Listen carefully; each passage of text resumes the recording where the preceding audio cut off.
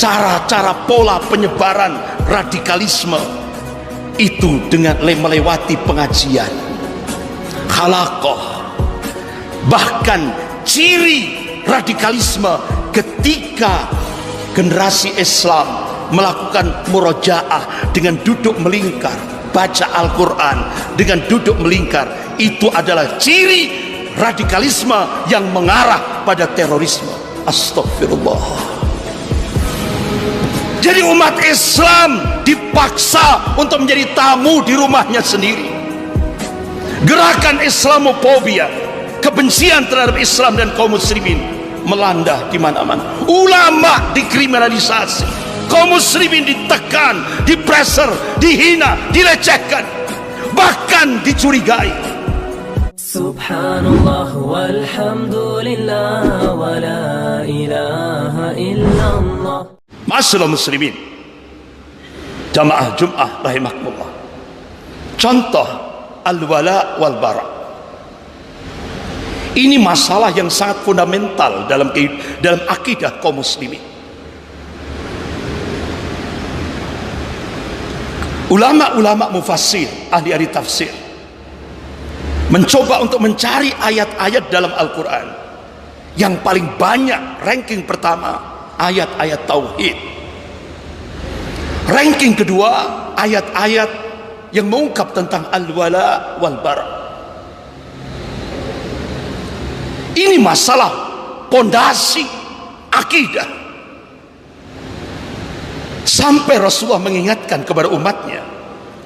Qala Rasulullah sallallahu alaihi wasallam, man ahabba fillah, barang siapa yang mencintai karena Allah, wa abghadha fillah, dan membenci karena Allah, wa wala fillah, dan memberikan wala, loyalitas karena Allah, wa ada fillah, dan memusuhi karena Allah, fa innama tunal wilayatullah bidzalik, maka kewalian Allah, kecintaan Allah itu baru bisa kita dapatkan ketika kita mengamalkan al-wala wal bara. Bahkan Rasulullah menegaskan, walan tajida abdun ta'mal iman wa in kathra salatu wa shaumu hatta yakuna kadzalik. Seorang hamba Allah, Rasulullah menegaskan, seorang hamba Allah tidak akan bisa merasakan lezatnya iman sekalipun dia banyak salatnya, banyak puasanya, hingga dia mengamalkan al-wala wal bara.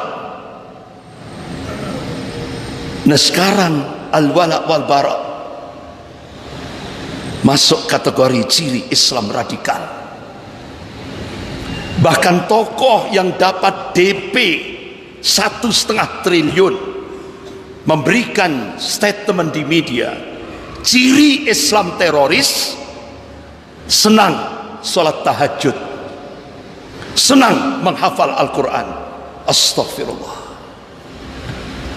Ini gerakan Islamophobia digerakkan oleh orang-orang kafir dan tokoh-tokoh munafik di Indonesia ini, karena dia dapat fulus. Inilah yang dikabarkan oleh Rasulullah, fitnatud duhaima sudah terjadi di Indonesia. Ad-duhaima itu bentuk tasghirnya dahma, hitam, kelam, gelap. Fitnah kegelapan ini akan menimpa kaum muslimin, lebih khusus di Indonesia. Apa wujud konkretnya? Rasulullah mengabarkan, qala Rasulullah sallallahu alaihi wasallam, yusbihu rajulun mu'minan wa yumsi kafiran, au yumsi mu'minan wa yusbihu kafiran, yabi'u dinahu bi'arati minad dunya. Hadis sahih riwayat Muslim. Jadi kondisi umat pada saat itu, kata Rasulullah, pagi beriman, sore sudah jadi kafir, atau sore beriman, paginya sudah jadi kafir. Why? Kenapa?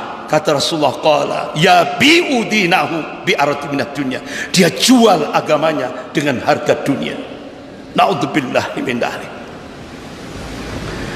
Bahkan kata-kata rohis kerohanian Islam yang ini dipraktekkan oleh anak-anak kita, cucu-cucu kita di bangku SMP, SMA, itu masuk kategori Islam radikal.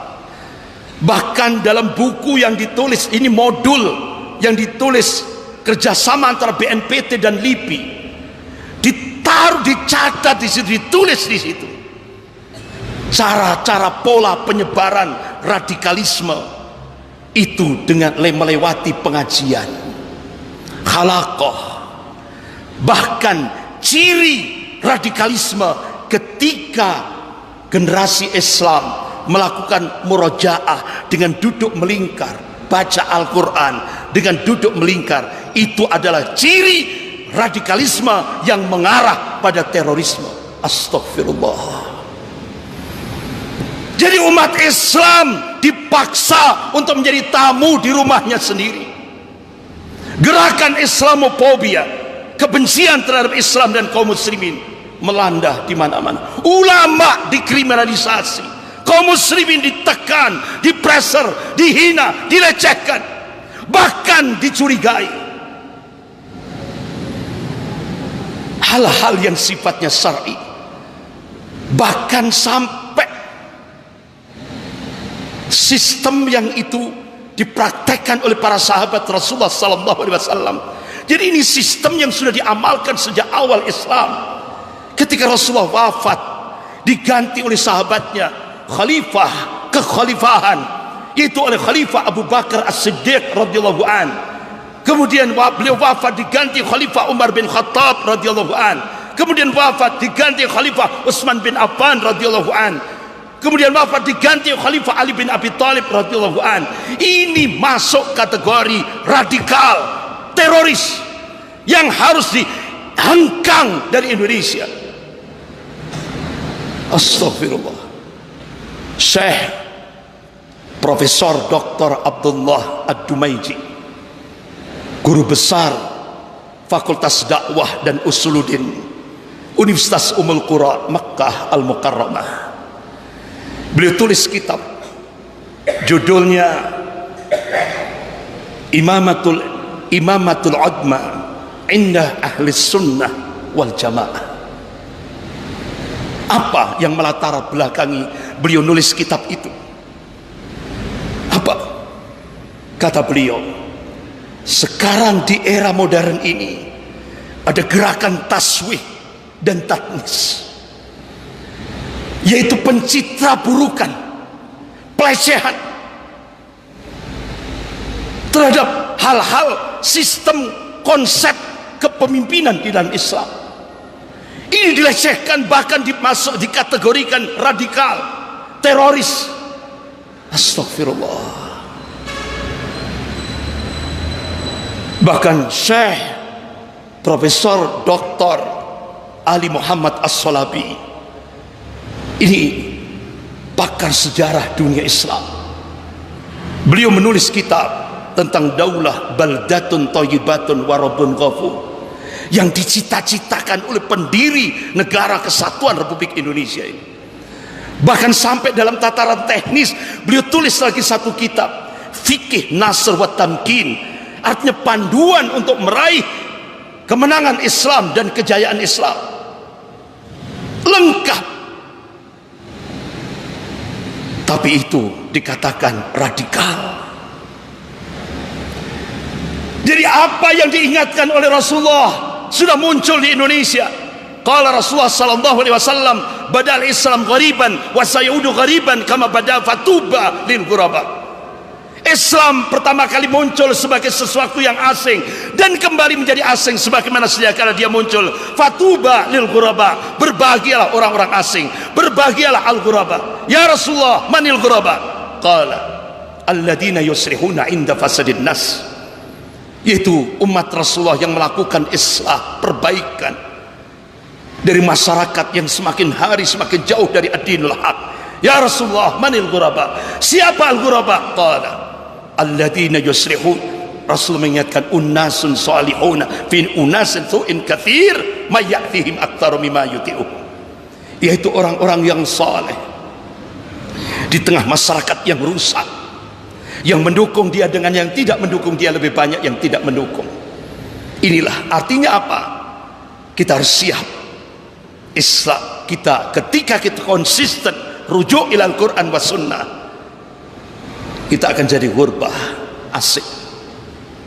Masyaallah muslimin, jamaah Jum'ah rahimakumullah, Bahkan di Indonesia yang mayoritas penduduknya Muslim, ini terjadi, kita lihat, kita saksikan ada fitnah yang paling keji terhadap ar-rayah dan liwa Rasulullah sallallahu alaihi wasallam. Sebagaimana an Ibnu Abbas radhiyallahu an, kanat rayatu Rasulillah sauda wa liwa'uhu aqbiyat maktubun alaihi la ilaha illallah Muhammadur Rasulullah, rawahu Tabrani. Jadi kata Ibnu Abbas radhiyallahu an, rayah, ar-rayah, panji Rasulullah itu berwarna hitam, dan liwa, bendera Rasulullah itu berwarna putih. Di dalamnya bertuliskan la ilaha illallah Muhammadur Rasulullah. Bahkan dalam hadits qudsi dari Abu Sa'id Al-Khudri, kalau hadits qudsi berarti Allah yang berfirman, hai Musa, kalau 7 lapis bumi ke bawah digabung dengan 7 lapis langit ke atas beserta seluruh alam semestanya, kemudian ditimbang dengan kalimat tauhid, kata Allah, masih berat kalimat tauhid.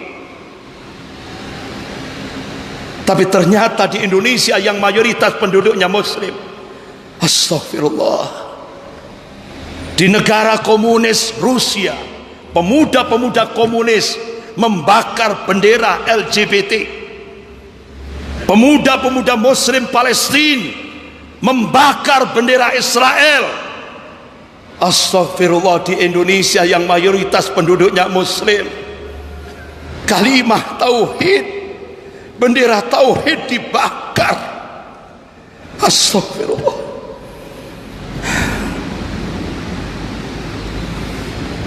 Ya Allah, malu kita. Yang bakar juga umat Islam gagal paham. Masyaallah muslimin rahimakumullah. Padahal Bapak Sudarmo, Dirjen Politik dan Pemerintahan Umum Kementerian Dalam Negeri, yang dilarang itu adalah bendera yang bertuliskan HTI, bukan bendera tauhid, beda.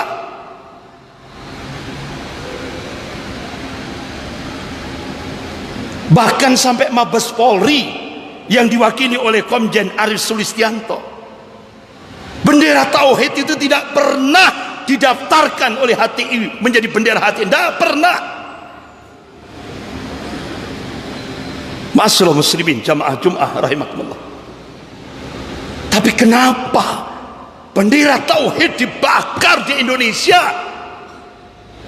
oleh oknum Banser yang tidak paham itu bahasa Arab bukan bahasa Indonesia?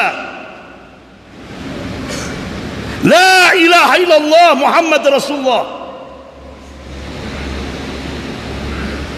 Astagfirullah. Majelis Ulama Indonesia Pusat didampingi dari Mabes Polri yang dibakar di Garut oleh oknum Banser itu bendera tauhid bukan bendera HTI.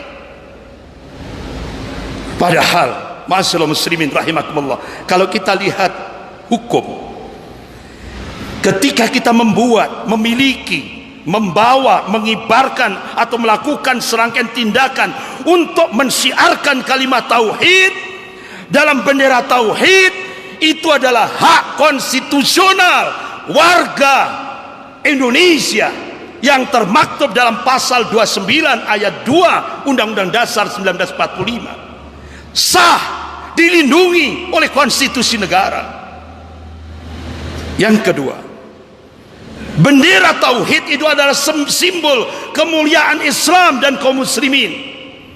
Tidak boleh seorang pun melecehkan, menghina bendera tauhid, tidak boleh. Itu dijamin oleh Undang-Undang pasal 4 Undang-Undang nomor 39 tahun 99 tentang HAM. Bahkan kalau ada ormas atau oknum yang melecehkan bendera tauhid, apalagi membakar bendera tauhid. Itu masuk dalam pasal 59 ayat 3 JU pasal 60 61 Undang-Undang Ormas. Itu ormasnya bisa dicabut BHP-nya dan oknumnya dipenjara maksimal 9 tahun penjara menurut pasal 368 KUHP. Pertanyaannya, apakah hukum ini diamalkan, dilaksanakan di Indonesia? Tidak. Apakah undang-undang ini diterapkan di Indonesia? Tidak. Sehingga alumni Fakultas Hukum seluruh Indonesia kumpul di Semarang, di Hotel Saraswati Semarang, mengeluarkan rekomendasi. Indonesia sudah berubah dari negara Rekstad menjadi negara maksat, dari negara hukum menjadi negara kekuasaan, artinya hukum milik penguasa. Sehingga akhirnya oknum Banser yang membakar bendera tauhid di Garut hanya dihukum 10 hari penjara dan denda Rp2.000. Padahal hukumnya 9 tahun penjara, ormasnya, BHP-nya dicabut. Ini kalau kembali kepada hukum di Indonesia. Tapi ternyata hukum itu tidak dilaksanakan, sehingga terjadilah ketidakadilan. Ma'asyiral muslimin, jamaah Jum'ah rahimakumullah. Ya Allah, kita prihatin. Indonesia belum ada tahun 1479 Masehi. Turki memberikan amanah kepada Raden Patah, penguasa kerajaan Demak, untuk menjadi Khalifatullah ing tanah Jawa. Jadi Turki ini disampaikan oleh Gubernur Daerah Istimewa Yogyakarta, Sri Sultan Hamengkubuwono ke-10, pada saat pembukaan acara Kongres Umat Islam ke-6 tanggal 8 Februari 2015. Beliau sampaikan tahun 1475 Masehi, 1479 Masehi, Turki memberikan amanah pada Raden Patah menjadi Khalifatullah ing tanah Jawa, artinya kekhalifahan di tanah Jawa, dengan memberikan bendera berwarna ungu kehitam-hitaman yang bertulis la ilaha illallah, itu dari kain kiswah Ka'bah.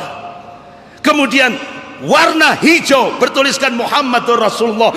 Dua bendera ini disimpan rapi sampai hari ini di Keraton Yogyakarta oleh Gubernur Daerah Istimewa Yogyakarta Sri Sultan Hamengkubuwono sampai hari ini. Indonesia belum ada. Bendera tauhid sudah ada di Jawa 1479 Masehi. Indonesia baru ada 17 Agustus 1945. Bahkan di Museum Kenil Belanda, PIN Laskar Hizbullah, cikal bakal BKR, TKR, ABRI, TNI, Polri, cikal bakalnya itu Laskar Hizbullah. Pinnya itu warna putih, dasarnya merah putih, kemudian bertuliskan la ilaha illallah Muhammadur Rasulullah. Sampai hari ini disimpan rapi di Museum Kenil Belanda.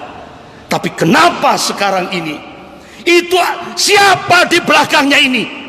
Amerika dan Cina ingin menghilangkan Islam dari Indonesia sampai hal-hal yang masalah mendasar.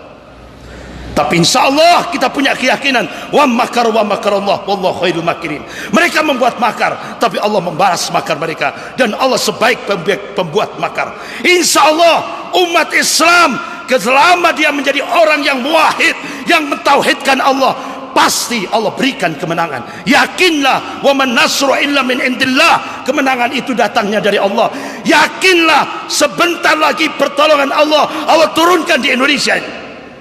Kita harus yakin, dan kita harus tetap kobarkan semangat jihad fisabilillah untuk tetap memperjuangkan adinul haq, adinul Islam, agar tetap tegak lebih khusus di Indonesia ini.